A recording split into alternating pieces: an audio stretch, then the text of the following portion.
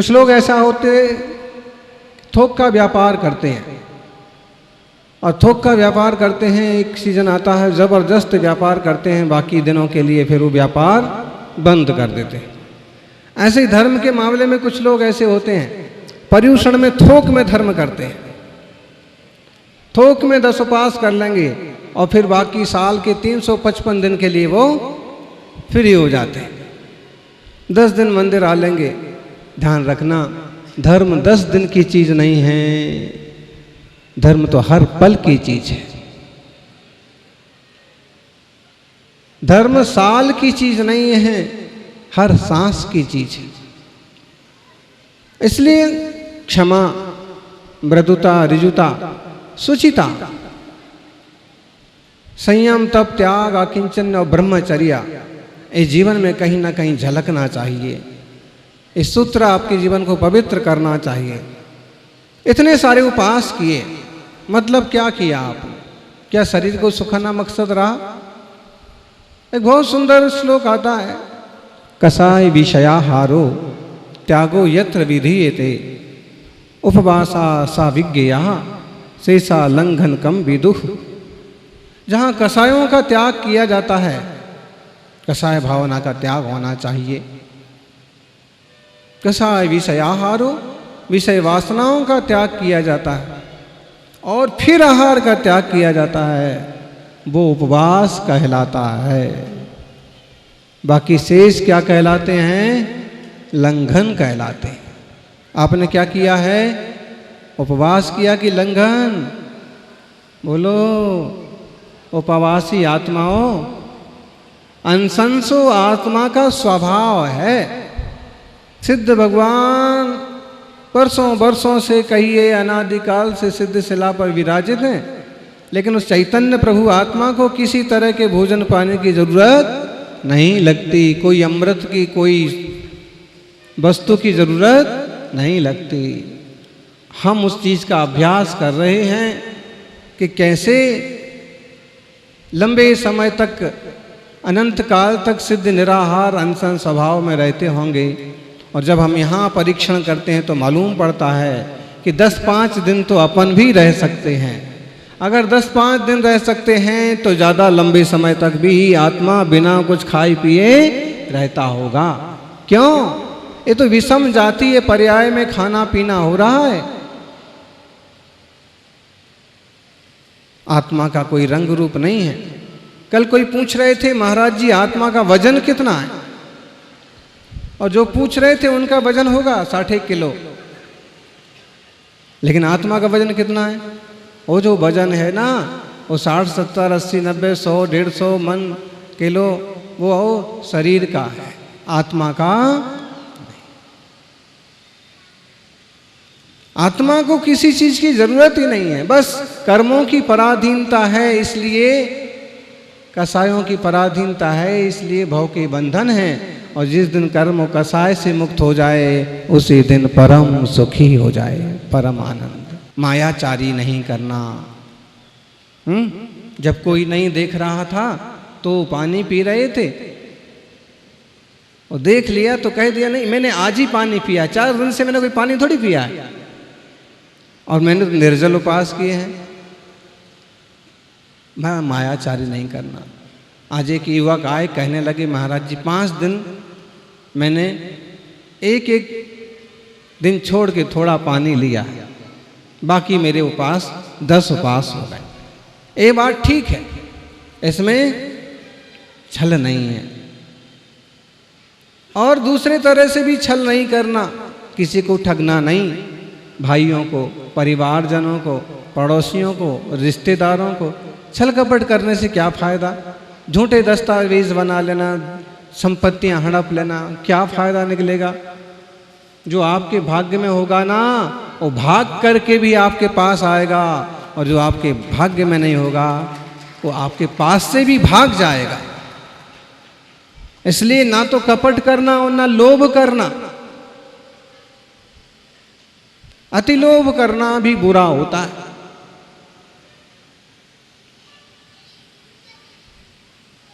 तो कसायों का त्याग, विषयों का त्याग और आहार का त्याग, कसाय विषयाहारो त्यागो यत्र विधीयते उपवासा। वो उपवास, तपस्वी सम्राट गुरुवर सन्मति सागर जी बहुत उपवास करते थे।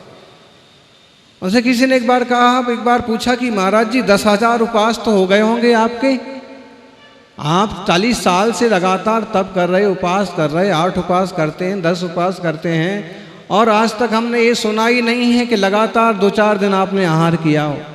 10,000 उपवास तो हो गए होंगे।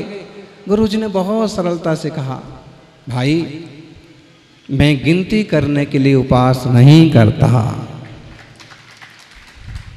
मैं तो अपनी साधना के लिए, कर्मों की निजरा के लिए उपवास करता हूँ। अनशन स्वभाव है आत्मा का। सिद्ध भगवान गिनते हैं क्या मेरे इतने उपवास हो गए? वो तो स्वभाव है, मैं अपने स्वभाव की साधना करता। ज्ञानियों, कसायों का, विषयों का, आहार का, इन सबों का त्याग हो तो जीवन मंगलमय बने। ऐसा ना करना कि कल आप क्षमा वाणी पर सबसे क्षमा मांगें, आज आप सबको फ़ोन करें, चिट्ठियां लिखें, लेकिन जिनसे दूरियां हैं उनसे आप दूरी ही बनाए रखें। बेटा चिट्ठियां लिख रहा था और बेटा ने चिट्ठियां तैयार कर दी और कहा, पिताजी एक बार आप नज़र डाल लीजिए, सही है क्या? पिताजी ने सब देखी, हाँ ये सही है, सही है, सही। 2-3 चिट्ठियां निकाल के एक तरफ रख ली। बेटे ने कहा कि ये चिट्ठियां अलग क्यों रख ली? इस पर तो काका का एड्रेस लिखा हुआ है, इस पर तो वो दूर के आपके जो रिश्तेदार हैं, जिन्हें हम लोग दूर का मामा बोलते हैं, उनका एड्रेस लिखा हुआ है। और ये ग्राहक तो आपकी मतलब कितने पुराने ग्राहक रहे हैं, भले 2-4 साल से आपकी खटपट हो गई, तो ये चिट्ठियां क्यों अलग अलग? पिताजी ने कहा, बेटे ये चिट्ठियां अलग ही रखना है, इन लोगों से अपना कोई व्यवहार ही नहीं है। इन लोगों ने भी अपने को क्षमा वाणी का पत्र भेजा नहीं पिछले साल, तो इन लोगों को क्षमा वाणी का पत्र भेजना नहीं। क्या हुआ जी? पंखा बंद हो गया।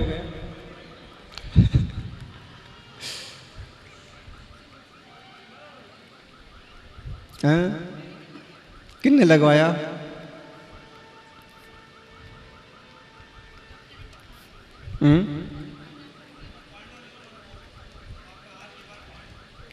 देखो भाई, हमारे आहार के उसमें मत पड़िए। हमारे आहार तो परसों 2-3 दिन पहले हो गए। ऐसा साधुओं के आहार होंगे, सब होगा। हम आपको ये बता रहे हैं कि जब बात आई ना कि चिट्ठियां अलग मत रखिए, तो पिता ने कहा अलग रखना है। इन लोगों के अपने प्रति सही व्यवहार नहीं है। बेटे ने कहा, पिताजी चूँकि आप ज़्यादा समझदार हैं, लेकिन मेरा आपसे निवेदन है कि जिन लोगों से अपनी दूरियां बन गई हैं उनको क्षमा वाणी का पत्र जरूर भेजिए। जिन लोगों ने अपने से किसी तरह से बैर बना लिया है, दूरी बना ली है, उनको फोन जरूर करिए। इस क्षमा वाणी के निमित्त से हमारी वर्षों की गांठें भी खुल सकती हैं। और एक बात, वो उदार बन पाए, क्षमा धारण कर पाए ना कर पाए, आप तो अपनी तरफ से क्षमा मांग करके हल्के हो ही जाइए। पिता को बात समझ में आई, कहा बेटे सही। और ध्यान रखना, जब आप किसी से क्षमा मांगते हैं, विनम्रता से क्षमा मांगते हैं, वो कितना भी ढीठ हो, एक बार तो उसके दिल में भी प्यार आ ही जाता है, अपनापन आ ही जाता है। इसलिए जिन भाई से, जिन बंधुओं से, जिन समाजजनों से, जिन ग्राहकों से दूरी बढ़ गई है, उनसे क्षमा मांगना। मैं किसी तरह का बोझ लेके नहीं जाना चाहता। अभी समाधि हुई, और समाधि जिनने की वो त्यागी हैं, व्रती हैं, लंबे उपवास वाले हैं, लेकिन चलते चलते वो कहते हैं किसी के प्रति मेरा कोई बैर भाव नहीं है, सबसे क्षमा, सबको क्षमा, उत्तम क्षमा। ज्ञानियों, हमारी तरफ से भी और सबकी तरफ से, लेकिन ये भाव हमेशा के लिए होना चाहिए, सिर्फ आजकल के लिए नहीं, हमेशा। बैर मत बांधिए, बैर बहुत नुकसानदायक होता है। जमीन के टुकड़े यहीं के यहीं रह जाएंगे, धन जेवर के टुकड़े यहीं के यहीं रह जाएंगे, साथ जाता है आपका धर्म, आपका अपनापन, आपकी निर्मलता। उसे बना के रखिए, उसे बढ़ाइए। उपवास करते हैं बैर को सुखाने के लिए, क्रोध को सुखाने के लिए, लोभ को सुखाने के लिए। अब हम केवल तन को सुखाने के लिए उपवास नहीं करते, वासनाओं को सुखाने के लिए उपवास किया जाता है, विकारों को सुखाने के लिए उपवास किया जाता है। और ज्ञानियों, बाह्य तप अंतरंग तप बढ़ाने के लिए किया जाता है। बाहर से जो व्यक्ति इतना निखरा हुआ है, भीतर से वो भी कितना निखरा हुआ होगा। हम जरूर निखरें, और इतने निखरें कि जितने भगवान महावीर स्वामी निखर गए। विकारों में जो पड़ता है वो बिखर जाता है, विभावों में जो पड़ता है वो बिखर जाता है, और स्वभाव से जो जुड़ता है वो निखर जाता है। स्वभाव से जुड़ना है। इसकी जो जयमाला है ना, 10 लक्षण बंदों सदा मन वांछित फलदाय, कहूँ आरती भारती हम पर होहु सहाय।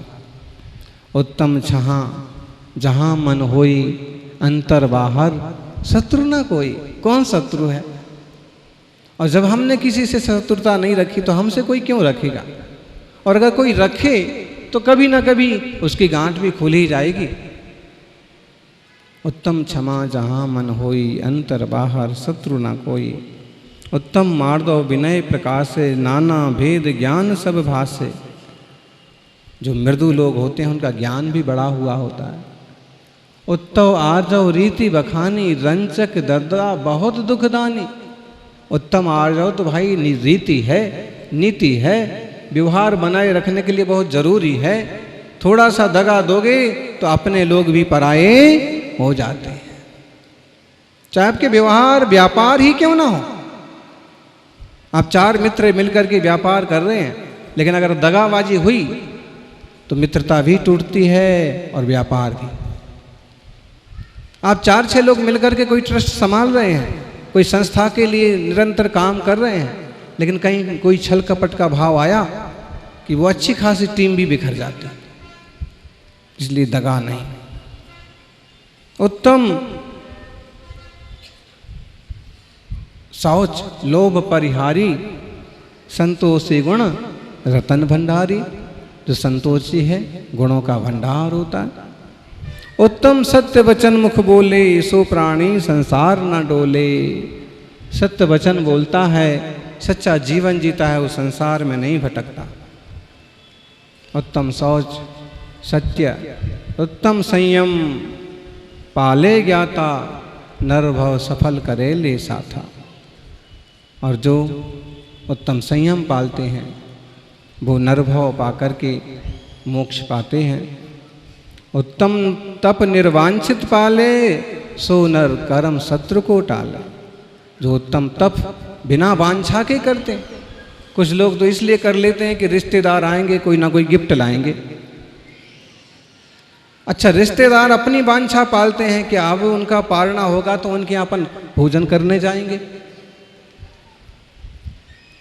ये चीजें अच्छे के लिए थी कि भाई जिनने उपवास किया है वे समाज को भोजन कराएं। इसका मतलब एक प्रेम व्यवहार बढ़े। लेकिन अब उसको कुछ ये बुराई पैदा हो गई, वो परिवार नहीं भी कर सकता है तो भी लोग इच्छा रखते हैं कि उनको करना चाहिए। भाई क्यों करना चाहिए?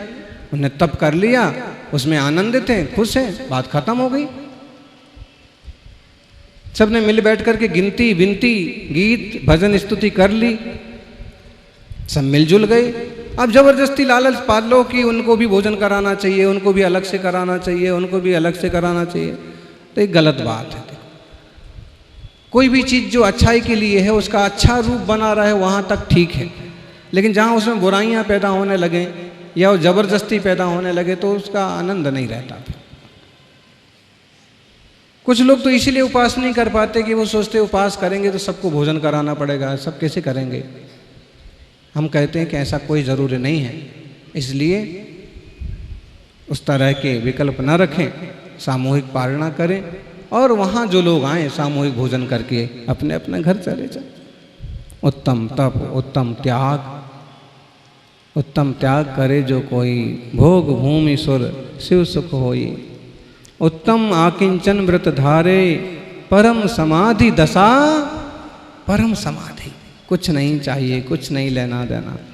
उत्तम ब्रह्मचर्य मन लावे, नर सुर सहित मुक्ति फल पावे। उत्तम ब्रह्मचर्य, आत्मा स्वरूप की साधना करने वाले सिद्ध होते हैं। अपन भी ऐसी परम पवित्र सिद्ध दशा को प्राप्त करें और धर्म से जुड़े रहें। कोई ना कोई नई प्रतिज्ञा करें। समाज में जो बुराइयां पनप रही हैं उनको मिटाने का पुरुषार्थ करें, अपने स्तर से चालू करें। और आज हमने जो उपास किए हैं, सही उद्यापन यही होगा कि साल भर तक रात में भोजन ना करें, होटल का भोजन ना करें, पैकेट बंद वस्तु ना खाएं। यही उद्यापन है, समझ लीजिए। अब हम अभी उपास कर लें और बाद में ढीले ढाले पड़ जाएं और कुछ भी करें, 4-4, 6-6 बार खाने लग जाएं, वो बुद्धिमानी नहीं होगी। और इन दिनों हमने भगवान की भक्ति पूजा करना सीख लिया है, तो हर रोज़ प्रभु के दरबार में एक बार हाजिरी लगाने ज़रूर आए, दर्शन देने दर्शन करने ज़रूर पहुँचें। और कम से कम रोज बने तो अभिषेक रोज करो, नहीं तो सप्ताह में एक बार अभिषेक तो करना ही। क्यों जी? अगर उतना भी नहीं कर पाए तो क्या?